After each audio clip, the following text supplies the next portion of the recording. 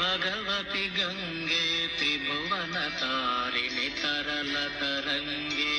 शंकरमौलि विहारिणि विमले मम मतिरास्तां तव पदकमले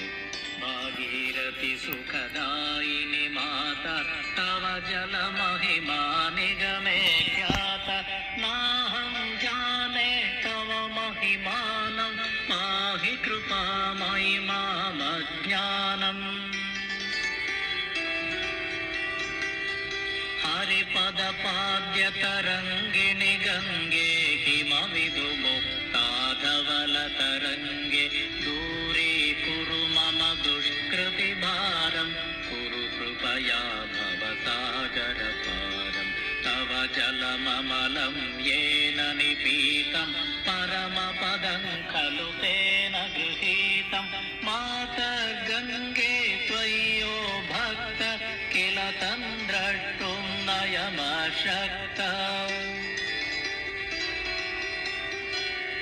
पतितोद्धारिणि जाह्नवी गङ्गे खण्डितगिरिवरमण्डितभङ्गे भीष्मजननि हे मुनिवरकन्ये पतितनिवारिणि त्रिभुवनधन्ये कल्पलतामिव फलदां लोके प्रणमति यस्त्वां न पतति शोके पारावारविहारिणि गङ्गे विमुखयुवति कृततरलापाङ्गे तव चेन्मातः स्रोतस्नातः पुनरपि जठरे सोऽपि न जातः नरकनिवारिणि जाह्नवी गङ्गे कलुषविनाशिनि महिमोत्तुङ्गे पुनरसदङ्गे पुण्यतरङ्गे जय जय जाह्नवी करुणापाङ्गे इन्द्रमुकुटमणिराजितचरणे सुखदे शुभदे भृत्यशरण्ये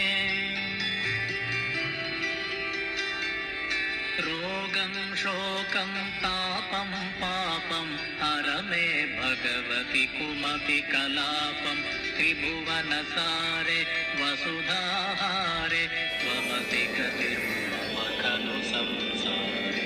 अलकानन्दे परमानन्दे कुरु करुणामयि कातरवन्द्ये तव तटनिकटे यस्य निवास खलु वैकुण्ठे तस्य निवास वरमिह नीरे कमठो मीन किं वा तीरे शरटक्षीण अथवा श्वपचो मलिनो दीन तव न हि दूरे नृपतिकुलीन भो भुवनेश्वरि पुण्ये धन्ये देवी द्रवमयि मुनिवरकन्ये गङ्गास्तवमिममलं नित्यं पठति नरो यः स जयति सत्यम्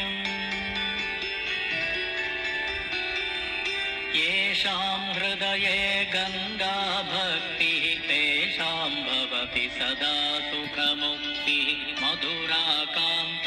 पञ्जटिकाभिः परमानन्दकलितललिताभिः गङ्गास्तोत्रमिदं भवसारं वाञ्छितफलदं विमलं सारं शङ्करसेवक शङ्कररचितं पठति सुखीस्तव इति च समाप्तः।